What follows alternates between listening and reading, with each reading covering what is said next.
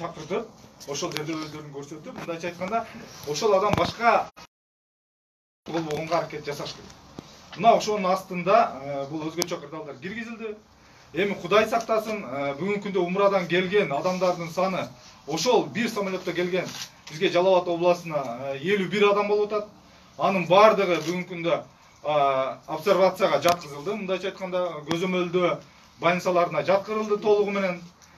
Ал эми андан сырткары булар контактка чыккан 1122 адам булар келгенден, умрадан келгенден кийин комшу колоң, туган тушкандары менен жакын болгон. Вот ошолор 1100дөрдү гана биз ошо айылды үйлөрүндө азыркы күндө каралып атат. Бирок бүгүн штабта дагы карадык, аны дагы 2 категорияга бөлсөк деп. Биринчи категориясы анын жакын туугандары, бул бирге бир үйдө жашаган баласы, ушундай жакын туугандары. Ал эми экинчи категорияда алысыраак туугандары. Бир жолу келип, учурашып, контакт кылып, сүйлөшүп кеткен. Жакын туугандарын дагы мен ойлойм, биз ойлоп атабыз, азыркы күндө бир сере карап чыгып, биз обсерваториялар обсервация толугу менен бизде толук кандуу шарттар түзүлгөндөн кийин ал жака алып барабыз, бүгүнкү күндөн алып барабыз деген ойдобуз.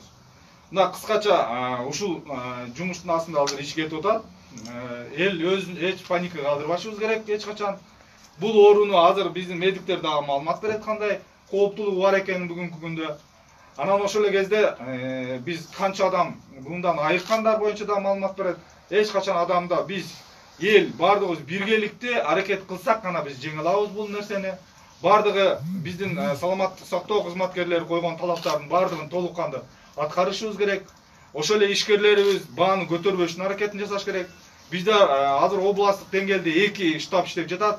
Бириси ушул ооруну жокко чыгаруу боюнча штаб, жана бириси бул ошол азык-түлүк продукцияларын баасын көтөрүлүп кетпеш үчүн ошол штаб 2 штаб ишин жүргүзүп атат.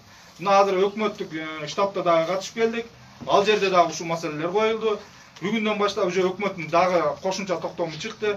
Бүт баягы оюн зоок, көп элдер чогулган баягы түнкү клубтар бардыгы толугу менен жабылат. Той өткөргөн жерлер да жабылат. Жергиликтүү бийликтер бүгүндөн баштап ошол үйлөрдө өткөргөн баягы той тамашаларды жана эгер жаназа болсо, конечно, барыш керек, бирок анда дагы өзүнүн чектөөсү менен туган тушкандары менен гана чакырып жаназаны өткөрөт. Ал эми жылдык жана башка ошого окшогондорго бардыгына элге түшүндүрүү иштерин жүргүзүп, чектөө киргизгенге аракет жасайбыз. Кыскача маалымат ушул. Анан сурооңуздар болсо, биз бардыгы ушул тиешелүү кызматтар азыр келип отурушат, жооп бергенге даярбыз. Кечиресиз, менде сурадан 51 адамды атпайсызбы? Булар кайсыл күнү келишкен? Негизиде кайсыл рейсте келген? Анан бардыгы такталдыбы? Бардыгы азыр областтык ооруканада кайсыл жерде? Бүгүнкү күндө мондай бул бизге списокты ошол жакта берди, кимдер келгендиги боюнча. 51 адам өзү самолетто 51ден көп болгон, эми областтарга бөлүнүп кеткен. Биз өзүбүздүн областка гана жооп берип атабыз, 51 адам деп.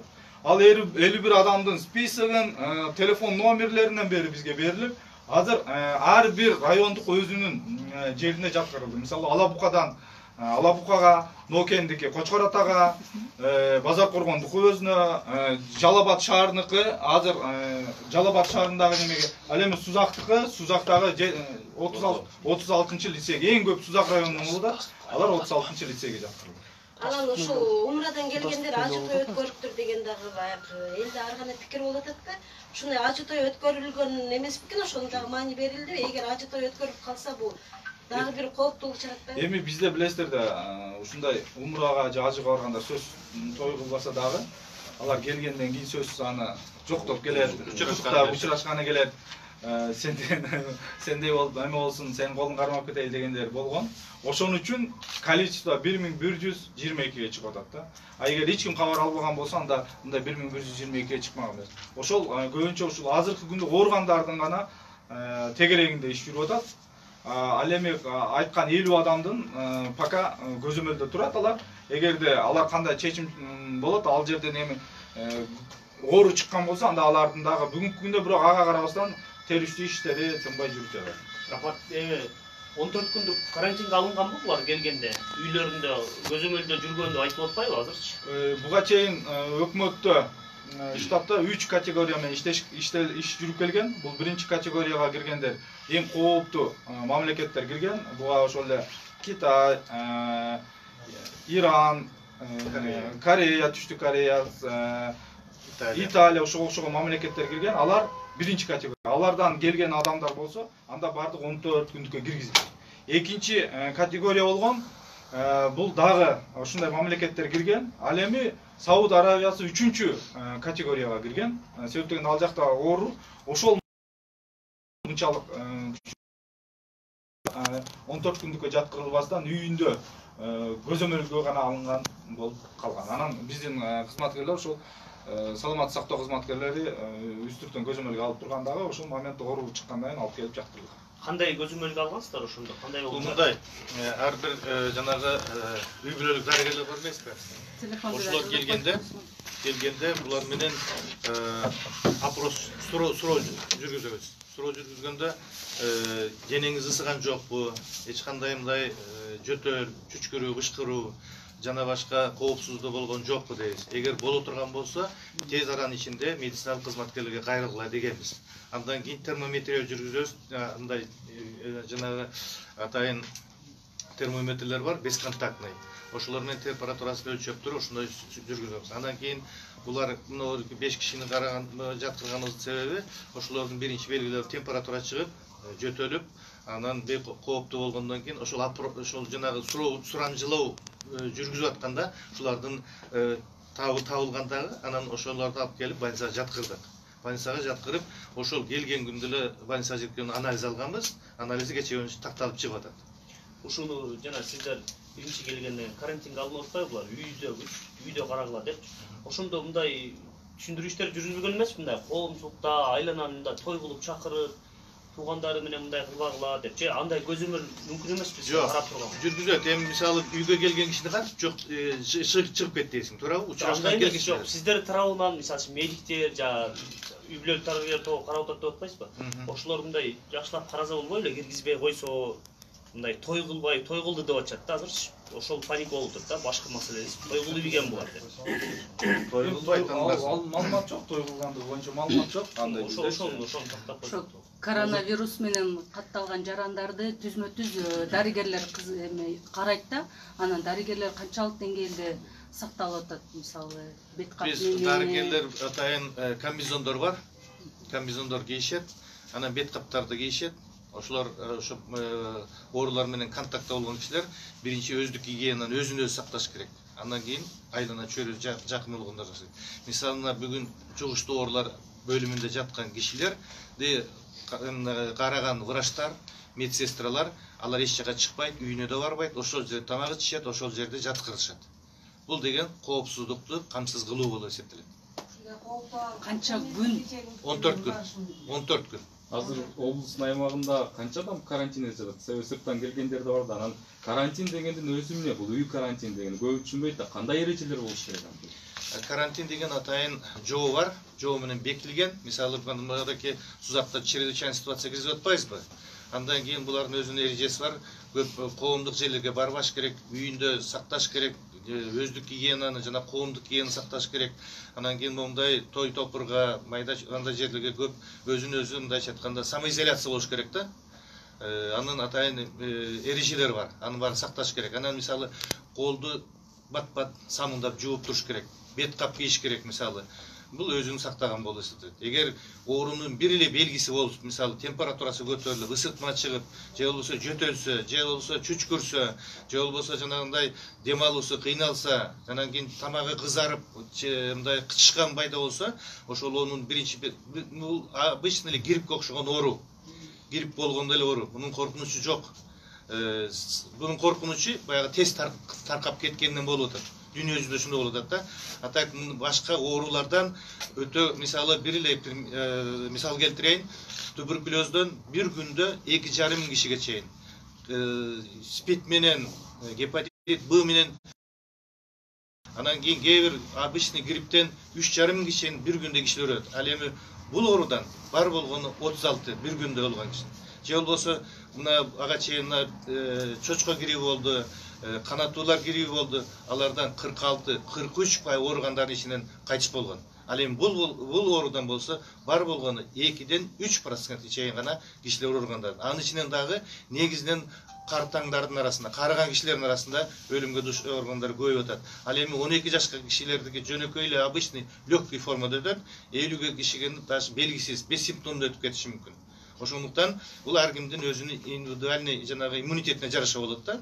Ар кимдинчи ички күч каршылык көрсөтө турган күчтөрүнө жараша болот.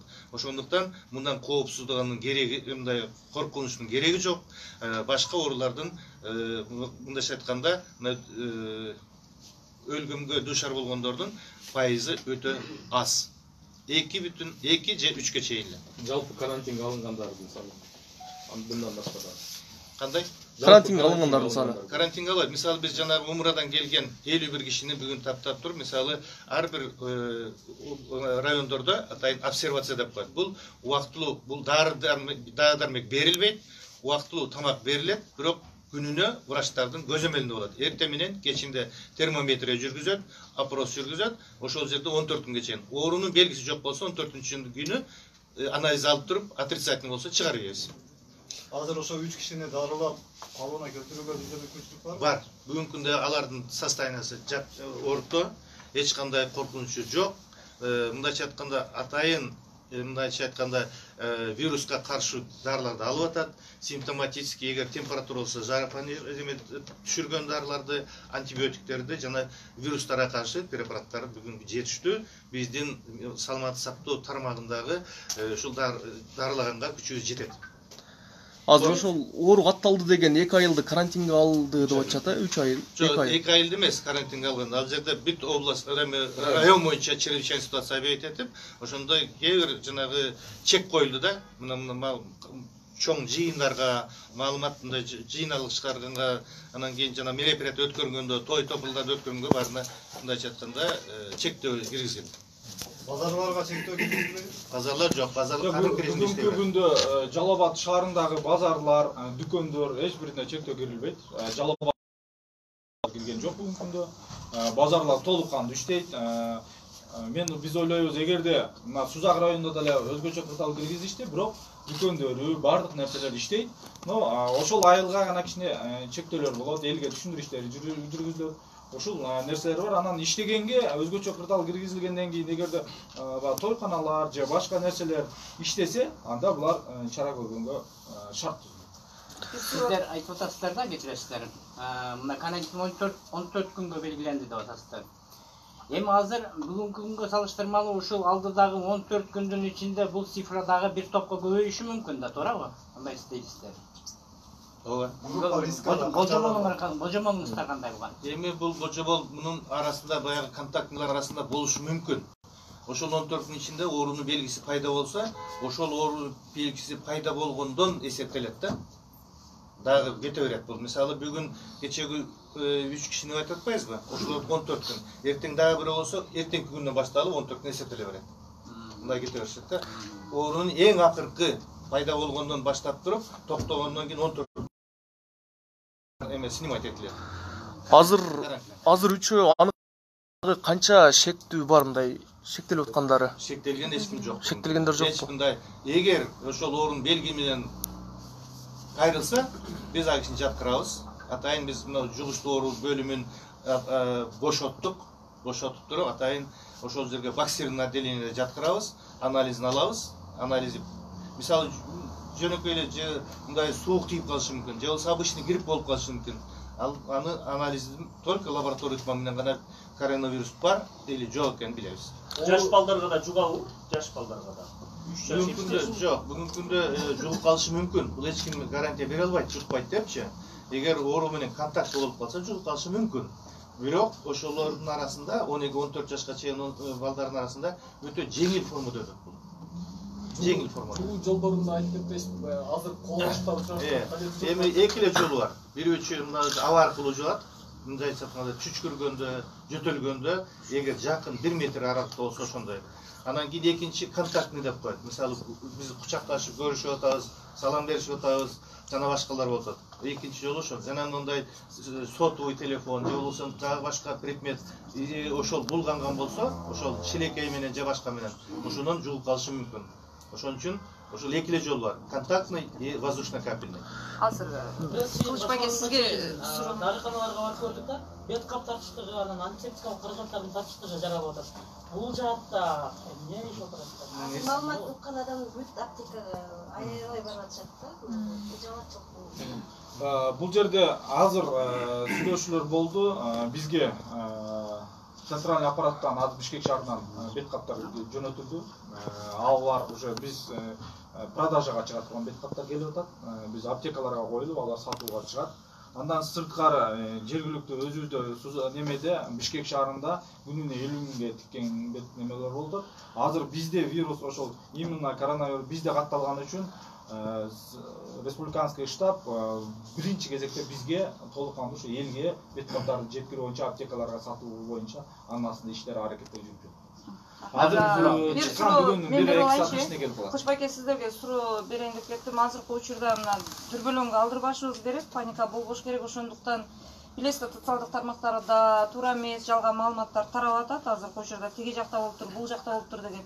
Буга канчалык деңгээлде сиздер тарабыңыздардан реакция болот? Аны менен катар эле канча күч түзүмдөр тартылууда бул жагдайга? Азыр эле өзгөчө кырдаалдар киргизилди, ал жерге посттор коюлса, мындайча айтканда бизде жетиштүүбү?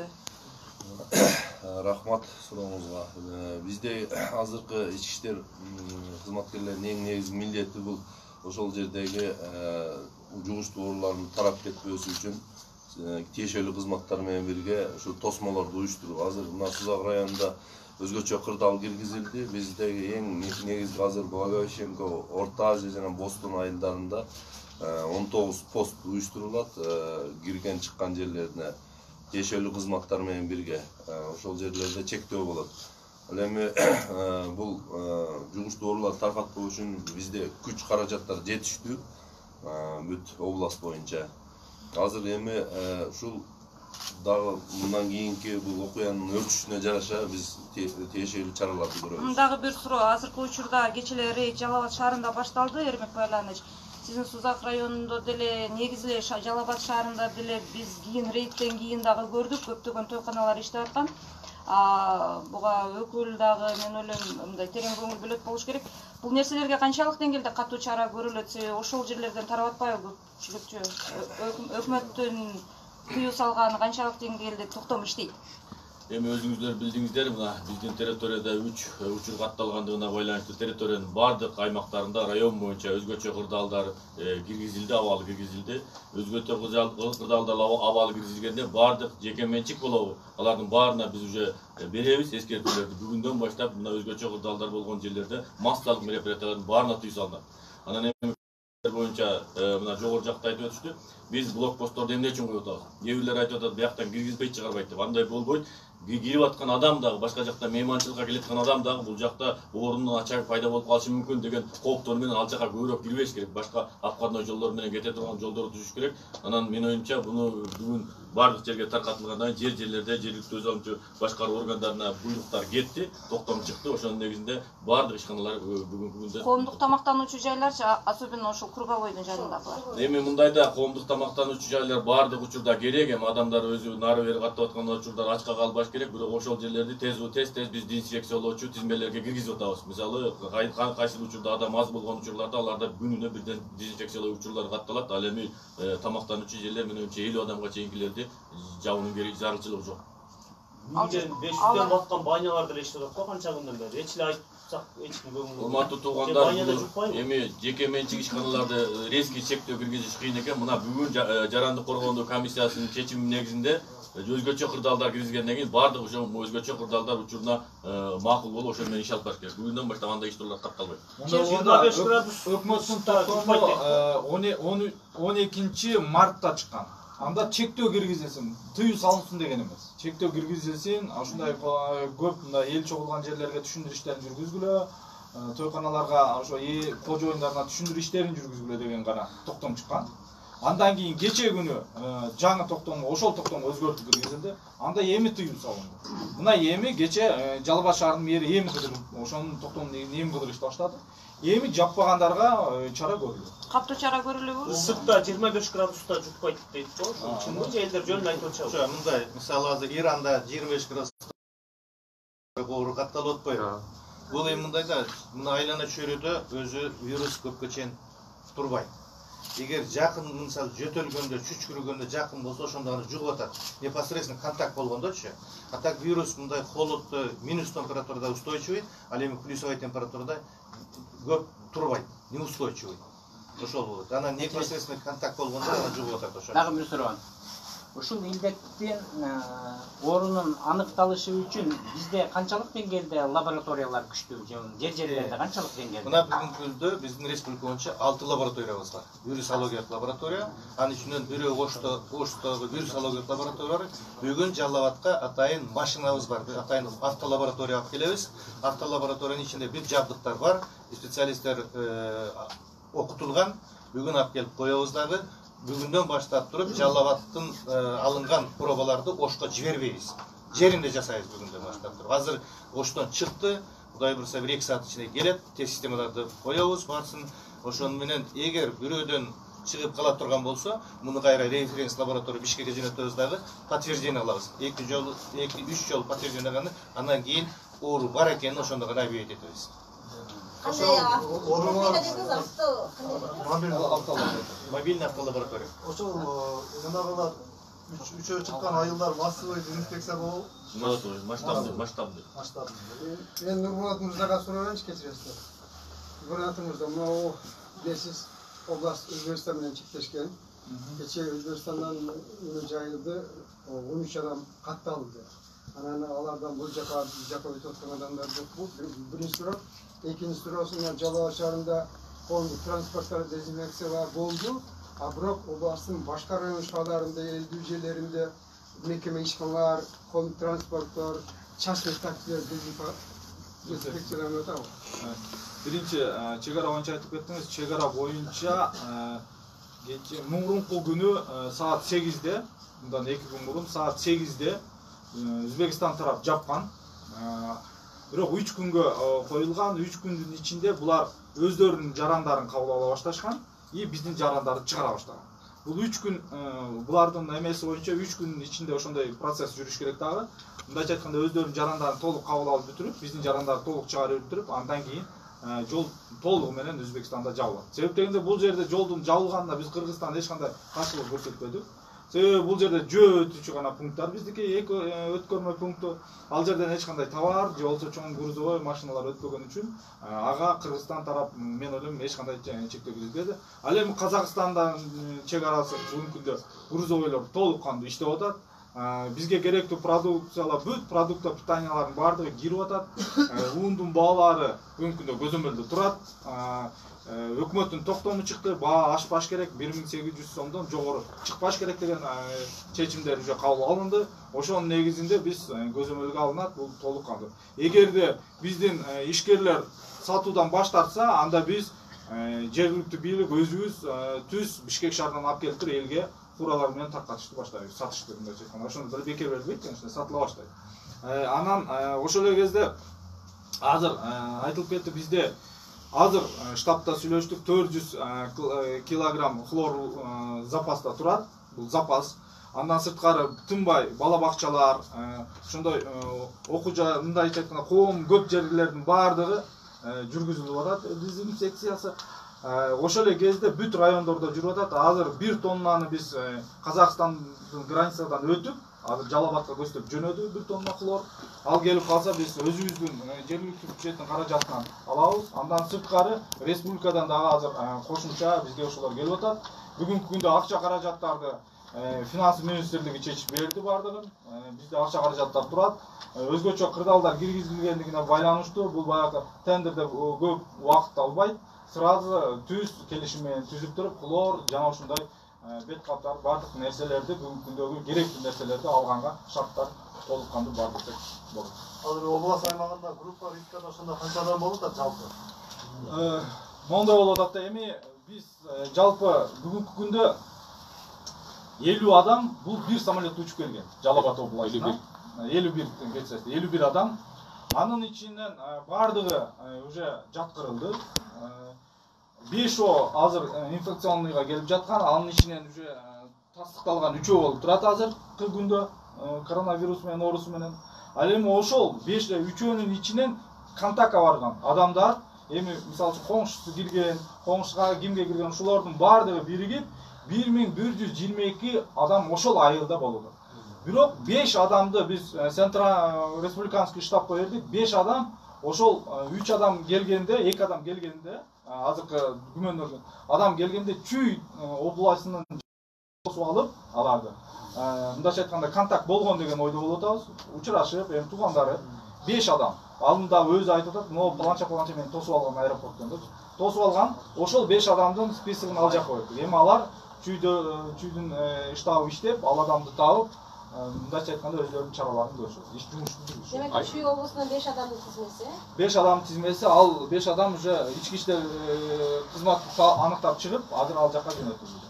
Аймактарда кайсыл жерлерде уюштурулуп атат жанагы обсервациячы, анын шарттары кандай болуп уюшулду? Эми урматтуу журналисттер, обсервация боюнча биз бүгүнкү күндө шартты 100% жакшы бардыгында туалети бар андай дештен алыппыз. Бүгүнкү күндө лицейлердин жатак каналарында уюштурулуп атат, больницаларга уюштуруп атабыз, санаторияларга уюштуруп атат. Ушул жерлерде буга чейин дагы адамдар жашап келген, условиялары бар. Бирок ошондой жерлерге биз азыр уюштуруулар жүрүп атат. Көбүрөөк биз лицейлерге, санаторияларга уюштурулуп атат. Эми кээ бир кемчиликтер может быть болуп калышы мүмкүн, бирок аны жокко чыгарууга жергиликтүү бийлик аракетин жасап атат. Тамак ашы боюнча өзгөчө кырдаалдар министрлиги азыр акча каражатты ушулар чечип атат. Ушулардын шотуна кетти. Ошолор акча каражатын жергиликтүү бийликке берет да, жергиликтүү бийлик ошо менен тамак ашын камсыздап атат. Эми мындайча айтканда, конечно, 100% эле жакшы дегенден деле алыспыз. Эми кемчилдик болсо, мен ойлойм сиздер менен бирге аны жокко чыгарып турабыз. Бул жерде мен өзү журналисттерге бир сиздер менен жолугушуп сүйлөшөлү деген. Мына бүгүн биздин элибиздин башына оор түштү Жалал Абад областына. Урматтуу журналисттер, урматтуу коомчулукка мен айтат элем, бүгүн биз бир жактан баш чыгара турган убакыт, бир жеңден кол чыгара турган. Биз бирибиз мындай критикалап, же бул мындай кылды дебестен, ошол кемчилдикти силер алып чыккыла, ушуну жоюп бергиле деп чыгарсаңыздар, биз ошону жоюунун астында аракетти жасайлы. Кээ бир жерде кемчилдик кетип атса, айттыңыздар, коюңуздар маселени. Элге мен айтат элем, сиздер менен биргеликте сиздер азыр чоң күчсүздөр. Сиздер туура түшүндүрүү иштерин жүргүзүп, элди баягындай эмеге алдыртпастан товарлар көтөрүлүп кетет, же мындай болуп кетти дебестен, биз бардыгыбыз бир команда болуп иштей турган маал. Ошондайда башыбызды бириктирип, бардыгыбыз бир командада иштеп берсек, эл үчүн, журт үчүн бир жакшы кызмат кылып берсек, элдин ойлойм, эл билбесе да бүгүнкү күндө акыретте Алла билет деген ойдомун. Ошон үчүн бардыгыңыздарды ушу ынтымакчылыкка чакырып, бардыгыбыз биргеликте, жергиликтүү бийлик, укук коргоо органдары, бүт бардыгыбыз журналисттер, бардыгыбыз биригип туруп, ушу Жалал Абадтан ушул нерсени алып чыгып кетели турганда. Биргеликте алып чыгып кетели, элибизди түшүндүрөлү, үйдөн чыкпоону, бүгүнкү күндө жаш балдарды көчөгө алып чыкпашты. Азыр мына келатып, жолдо келатсак, дагы деле жаш балдар жетелеп жүрүшөт. Элге айта албай, жоойт жаш балдарды киргизгиле, эмне үчүн жетелеп жүрөбүз? Баланын ден соолугу бардыгыбызга өзүңөргө керек болуп, бизге деле керек. Ушул нерсени сиздер көбүрөөк агитация кылып, Facebooktардан, соцсеттерден өзүңүздөрдүн сөздөрүңүздөрдү жазып кайрылсаңыздар, сиздерди көбүрөөк эл угат. Ушуга жагынан мен сиздерден жардам күтөм. Өзгөчө кырдаалдар канча убакытта киргизилди? Эми өзгөчө кырдаалдар узактыгы эми бул стабилдешкенге чейин. Ал кайсы учурда ошол оору катталбай калганда биз өзүбүз жарандык коргоо комиссиянын чечими менен кайра өзгөчө кырдаалды алып салабыз. Эми Кудай таалам ошого тезирээк оор берген болсун. Анан урматтуу журналисттер, менде да сизге бир айта турган сөзүм бар. Мына сиздер менен маалыматты көбүрөөк жеткирип алсак болот. Стихийный 1-2 саатта бир күнгө болгон базарлардын баарын жабылды. Мына Жума базары Сузактын центриндеги кечеги чечим менен штаб чечим менен жапсык. Ал жерге билесиздер, башка райондордон, башка шаарлардан келгендер бар. Şu окшогон жерлер жаап атат. Анан эми карантин болгон жерлерде дагы андай чоң базарлар боло турган болсо, аларды да жабуу боюнча чечим кабыл кылабыз. Ошондуктан Жума базар бул ушул неделеден баштап Жума базар Сузак районунда бол центринде болбойт. Ошону жарыялап койсоңуздар. Мал базарлар кандай болот? Мисалы Сузакта мал базарлары башка. Негизи эле чектөөлөр боюнча дагы бир шере айтып коесуздарбы? Кандай чектөөлөр болот? Кайсыл жерлерге мисалы үчүн чыкпай туруу сунушталат мисалы үчүн? Ошолор боюнча дагы. Эми өзүңүздөр тура түшүнсөңүздөр, карантин объявить этилгенде территорияларга объявить этилип атат да. Территориядагы адамдар баягы эми эң көбү биз контактты болбош үчүн объявить этип атабыз. Үймө-үй отуруш керек. Адам оорулар үйдө отурса бири-бирибизге жугузбасын деген маселе болуп атат. Анан эми карантин объявить этип блокпосттор коюлган жерлерде ошол жака кирип бараткан адамдарга чектөө киргизилет. Андан сырткары ал жерге свободно кире тургандар райондун жарандык коргоонун комиссияларынын күч кызматтары баардыгы свободно кирип чыгышат. Өзүнүн спецодеждалары менен. Андан башкалар киргенге эми оору коркунучу бар ачактарга киргизбөгөнгө аракет кылабыз. Анан эми свободно кирбейт, маска менен кирип, продукт алып чыгып турса болот. Андай өтө эле чектөөгө коюлган жок. Анан главный эң негизи массалык мероприятиялар өтпөйт. Бирибизге каттоону кыскартыш керек. Бүгүн тартип менен гана эгер ушул жарандык коргоонун мыйзамдарына так баш ийе турган болсок, биз муну кыскачыраак жеңебиз. Анан биз бирибизге бирибиз баш ийбей, мыйзамга карабай, бирибизге дагы каттай бере турган болсок, бул жугуштуу оорунун алдын алып токтотуш керек. Мына Кытай мамлекети канча миллиарддаган эл тартиптин негизинде ушул карантин кирилген жерлерде үйүндө гана чыкпай, эчке көчөгө чыкпаганын айынан буну жеңип кетип атат. Биз дагы ошондой сплоченный бирибизге маалыматты туура жеткирип, ушул карантин болгон жерлердеги айрыкча көчөгө чыгарбастан карай турган болсок, менимче буну жеңебиз. Ушул багытта. Мал базарлары эмне болот ошондо? Мал базар тууралуу бул штабтын чечими дагы кабыл аласыз. Ошол карантин болгон территорияга жакын жайгашкан, ошондуктан азыр бул боюнча да чечим кабыл алат. Кечиресиз. Жума базар экен да? Жума базар бүгүнкү күндө анан өзүңүздөр көрдүңүздөр, Жума базары менен Жума мечиттерден бери жабылды. Мечиттерде азан окулбай, азан окулат болгону ал жерге барып элдер мурдагыдай намаз окуй калат. Ошондуктан бул боюнча дагы иш алып барабыз. Кечиресиздер, ошол болгондар боюнча бир үй менен мүчөсүн чөтөң деген туурабы? Ошол кичине Эми мындай кылсак, ушул үй бүлөлөрдүн эмесин кичине жашыгын да кармайлы, фамилияны айтпайбыз. Фамилиясы айтпайбыз. Анан бир үй бүлө ошолорду дагы күмөндөп айтпасак, себептен ал адамдын дагы эмесин бузбайлы деп атабыз да. Бүгүнкү күндө азыр катталган боюнча уже чыкты, ошонун астында иш алып берсек. Себеби ал адамдын да укугун эме кылбайлар, эртең элине урат, эртең эле Кудай кааласа айыгып чыгат. Чыккандан сен баягында айтсын деп сөз болуп жүрбөсүн, ошого абайласак, урматтуу журналист. Ошол жагын айтылбаса дагы ошо бир үй бүлөдөн Жок, мындай да, бул жерде 2-3 айылдын 2 айылдан 2 үй бүлөдөн. Бирок ошолордун баягы күйөөсү менен аялы барган, ошонун күйөөсү барып атат көрөсүн. Дагы башка кишинин атасы менен баласы. Ошондо 2 семьядан ар түрдүү кишилер, эки башка үй бүлө. Азыркы күндө мына бет кап боюнча, маскалар боюнча тартыштык болуп атат. Биз ошого катты мындай неме кое элекпиз. Эртең ушул аптекаларга толук кандуу жеткирип, толук кандуу элге жеткирип алгандан кийин уже биз көчөдө жүргөнгө да талапты уже кое баштайбыз. Сөзсүз маскасыз көчөгө чыккандарды биздин укук коргоо органдары кармап, эмне үчүн маскасыз жүрөт, андай жүргөнгө мына көрүп атпайбыз. Дүйнө жүзүндө ошол практиканын жеңишип атат. Биз дагы азыр толук кандуу жеткирип кенен сатылып элге жеткирип алсак, анан жөн көчөгө мындай бет капсыз чыккан адамды биз уже тыйып салабыз.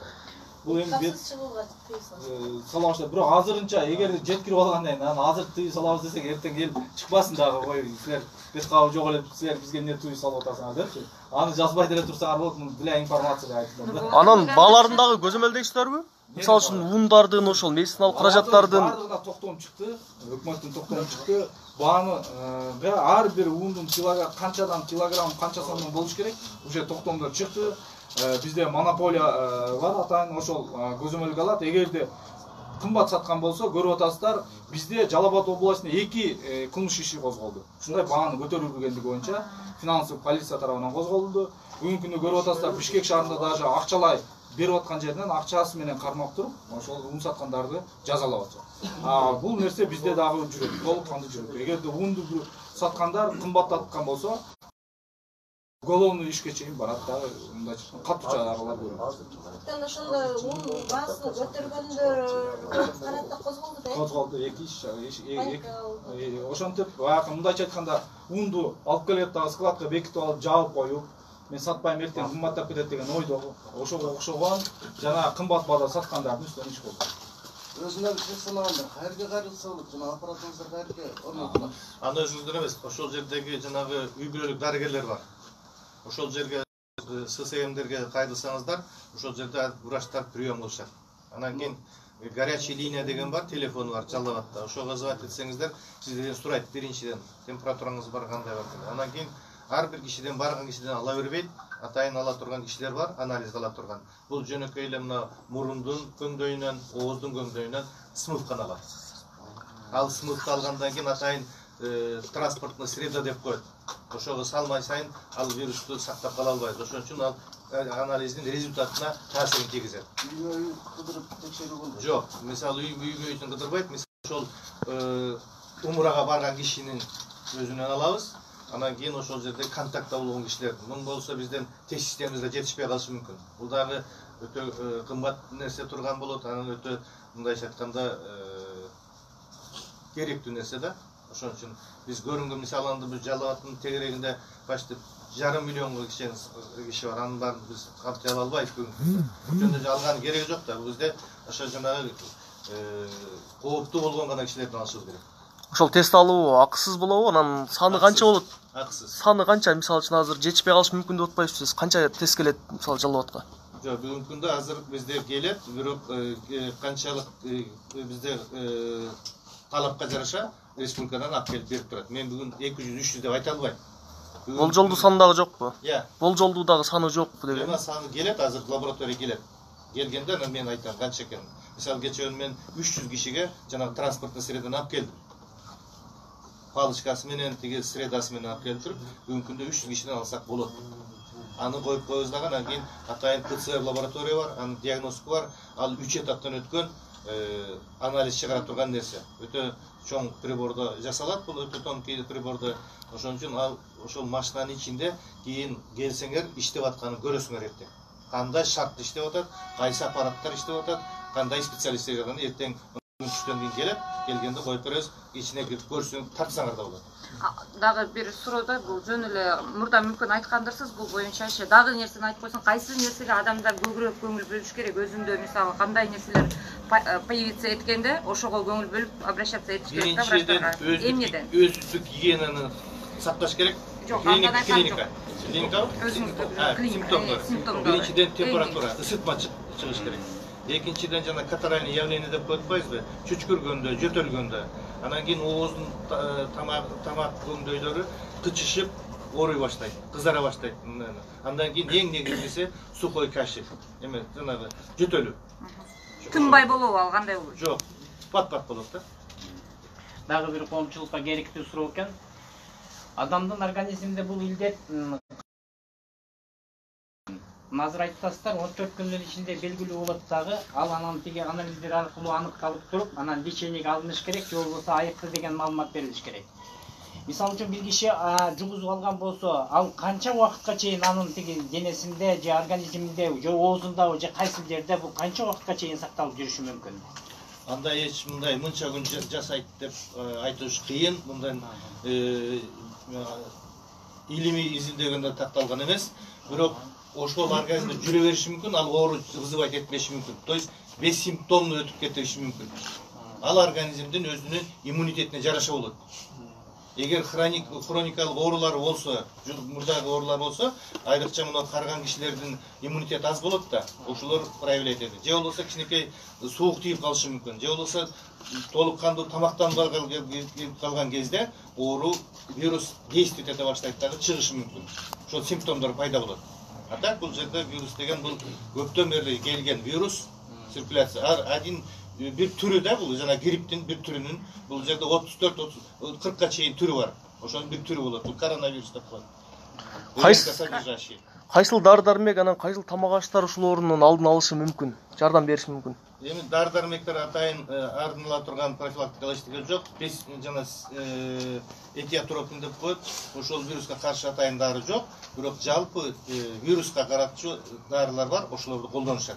Анан кийин симптом болсо, мисалы, жөтөл болсо жөтөлгө каршы, ысытма болсо ысытмага каршы, баш ооруса баш ооруга каршы, ошондой дары-дармектерди биз атайын клиникалык протокол бар, стандарт лечения. Ошону киргизебиз. Ысырыкчы? Ысырык эми баягы сырт жанагы айлана чөйрөнү дезинфекциялоодо болуп калат да. Мисалы кайсыл тамак аштарды көбүрөөк жесе ошолор дагы пайда бериши мүмкүн дегеним. Кайсыл тамак аштар мисалы үчүн немеси барбы? Болжолдуу эмелер. Тамак аштын мындай иммунитет көтөргөн тамактар. Az социалдык тармактардан суроо келип атат да. Азык түлүккө карантинге алынгандар кандай тартипте чыгат дейт, эгер азык түлүккө чыга турган болсо? Азык түлүккө эч жакта ограничение болбойт, карантин киргизилбейт. Жок, карантинде адамдар алынып атпайбы карантингечи? Ошолор кантип питаться этилет? Карантинге алынган айылдакылар кандай болот? Алар кандай чыгышат? Азык түлүк керек болсо? Немеси боюнча, мисалы, үйүндө карантинге кирди десе, ал үйдөн чыкпаш керек, ал өзүнүн тамагын жей берет. Азык түлүк ким алып келип берет ага? Азык түлүктү, мисалы үчүн, ал азык түлүк керек болсо, өзү бет кабы менен чыгып азык түлүгүн алып ошону айтып сурайын деген. Ал жерге биз мисалы мамлекет азык түлүк менен камсыз кылып бербейт. Ал эми берки биз жаткырып аткан жерде ал жерде биз азык түлүк менен камсыз. Жок, ошо үйүндөгүлөрдү айтайын. Үйүндөгүлөр жок. Үйүндөгүлөргө эми түшүндүрүштөр ал жерде үйүндөгүлөрдү биз ооруду дегенден алыспыз. Просто бул көзөмөлгө алынып атат да. Кокус оору чыгып кетпесин деп. Эгерде ал ысмалап баштаса, анда сразу аны алып кетет. Ошол айылдарга кирип чыгуу чектелеби ошондо? Жок. Кирип чыгарышабы кадимкидей эле? Эми чектөө болот, чектелет. Кирип чыгылбай, тупо эле жабылып калбайт, но чектөө болот да. Эми жөндөн-жөн кирип атканга эмнеге киресиң суралат, посттордо суралат. Түшүндүрүү иштери жүргүзүлөт. Бул жерде эми ошон үчүн айтып атабыз да, азыр көпчүлүк менен биз жеңебиз дегендин сөзү ошол болуп атат да. Сиздер уже айтышыңыздар керек. Мына көчөдө жөн эле көчөгө чыгып басып жүргөндүн уже кереги жок да. Балдардын бардыгын бир да бала уже көчөгө чыкпаш керек. Биз ойлойбуз уже. Аны үйүндө туруш керек, үйдөн чыкпаш керек. Көчөгө чыгып ойношту токтотуш керек. Мына ошондо биз жеңилабыз. Канча жерге пост коюлат? Бет чыга баштады да, негизи ушундагы сактоо боюнча аракет көрүлөт, негизи кече баян стил тигисе экен уже чыгарып баштады. 9 сомдон деп баасын алар эме кылып туруп азыр чыгарабыз деп аракет кылып атат. Чыгарымды баштап атышат. Эгерде чыгарып продажага алып чыкса, аптекаларда сатылса биз эч кандай Канча жерге пост коюлат? Азыр 19 жерге мерчемделип атат. Эми ушул 3 айылык основном. Эми окуянын өртүшүнө байланыштуу бул посттор дагы кеңейтилип көбөйүшү мүмкүн. Жазайбыз. Алдын алуу чаралары боюнча мен Сабыржан Абдыкеримовичке суроом бар да. Жанагы айтып кетишти кече Чеченстандын, Белоруссиянын, Түркмениянын президенттери элдерине кайрылып айтып атышат. Токтош кылып. Мындай жанагы алдын алуу үчүн, ооругаш үчүн ысык сууга балды аралаштырып ичкиле. Анан жанагы лимон менен чеснокты ошол жегиле деп атат. Ушулар канчалык деңгээлде алдын алат? Эми бардыгы тамак ашты, иммунитетти көтөрө турган тамак ашты ичсе, ошол пайдалуу болот да. Ушул айтылгандар көтөрөбү? Көтөрөт. Урматтуу кесиптештер, эми айрым маалыматтарды интернет сайттарынан тапсак болот экен.